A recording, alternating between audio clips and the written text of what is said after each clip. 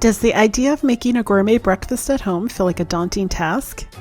Hello friends, this is Heather the Fed Up Foodie, and I don't believe that there is an easier breakfast to make that feels as gourmet as this sourdough French toast. To make French toast, simply whisk together the eggs, cinnamon, sugar, milk, and vanilla. The beauty of this recipe is that you can use any type of preferred bread. However, using sourdough bread makes it extra luxurious because of its tangy flavor that is a delicious contrast to the sweetness and its tender yet chewy texture.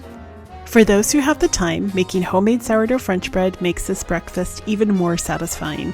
If you're interested in starting your homemade sourdough journey, you will find both my easy sourdough starter and sourdough French bread recipe at thefedupfoodie.com.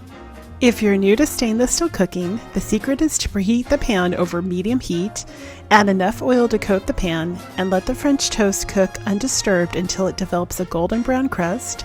Flip and repeat on the other side. Garnish with your favorite toppings such as powdered sugar, caramel sauce, and fresh fruit.